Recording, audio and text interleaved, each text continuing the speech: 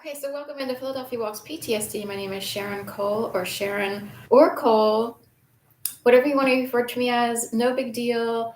In a good way. I don't care. Rat, pig, horse, cow, dinosaur, lizard. I've heard it before. Sticks and stones may break my bones, but words shall never hurt me. Of course, words do hurt people, and that's why people call people names all the time, even as adults and stuff like that. But to get to the point where it doesn't really bother you that much, that's a huge feat, particularly for anyone, I would say women, but also some men who are used to being subjugated, oppressed, and beaten down.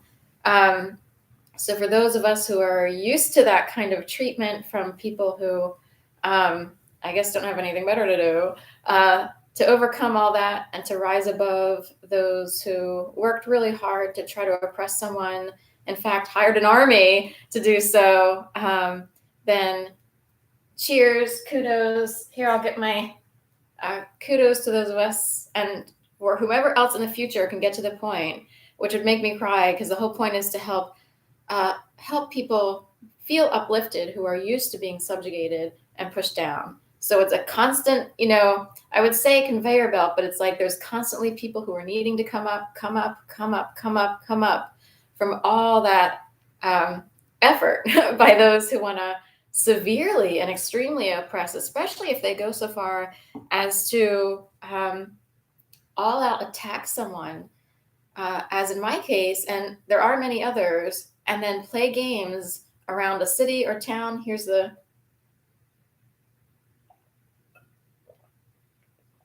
cheers to not being totally beaten down and beaten up and kept under the thumb of the worst of the worst. But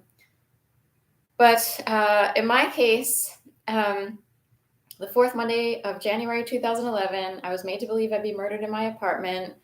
I was convulsing, trembling out of fear, completely stunned, in shock, and a severe case of PTSD, which didn't go treated right away because I was afraid to even show up anywhere in case they would deem me some sort of schizophrenic because of the level of scare tactics and hence paranoia that would be a natural reaction to this many people working this hard to orchestrate against you. This is a blatant act of violence that began. However, it is hard to prove if people hide behind an orchestrated effort, and these people would understand the law to the degree that they would know exactly how to handle everything in order to stay out of trouble.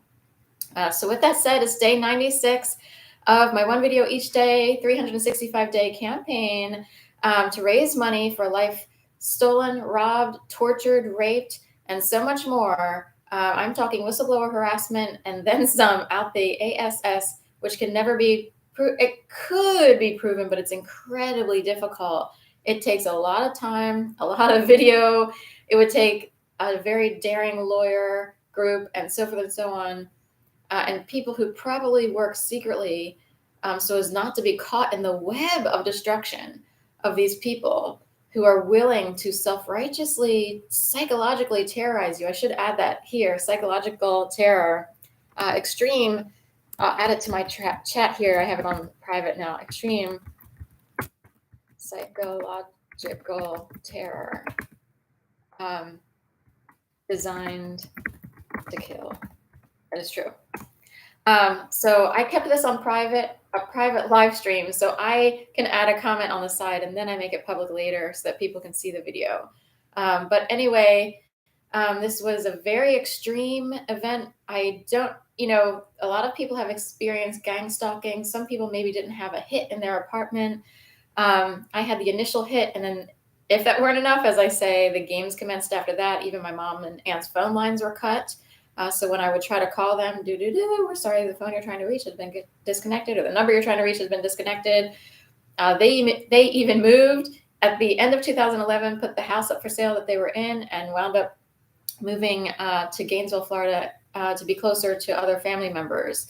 While I sat here trying to figure out how to get out of this thing, and not many options in terms of where to go, how to escape, and so forth and so on. So anyway, I'll make it quick. I'm up early today to walk some dogs on the early side.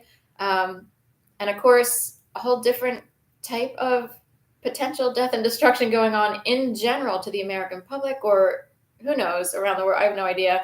But in America, of course, with this whole Trump situation going on, I'm kind of curious if there are any connections to what I experienced. And also, last night there was a huge crowd gathering at City Hall ish area, which is not too far from where I live. And it is a concern for, I guess, people in security. They would worry about large crowds gathering in response to whatever's going on in the Trump situation with him being arraigned, and then whenever the court date starts for him or the proceedings or whatever.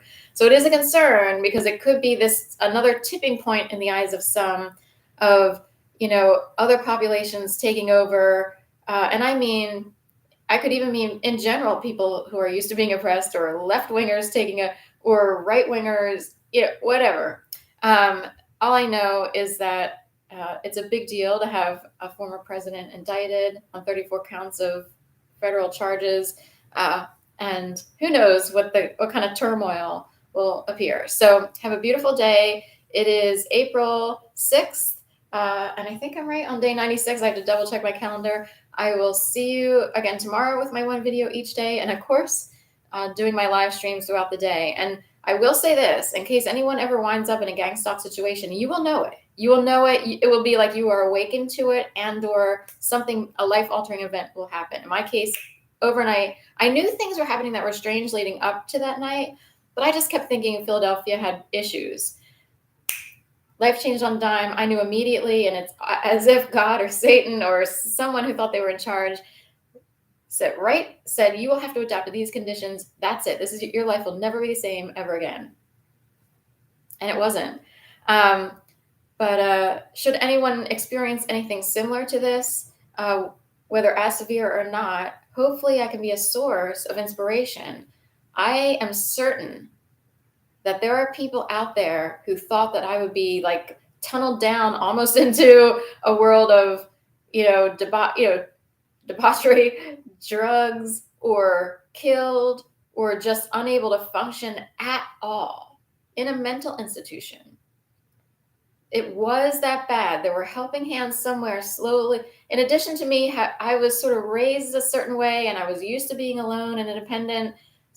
Being social is a huge part of this because most people need to be social. I was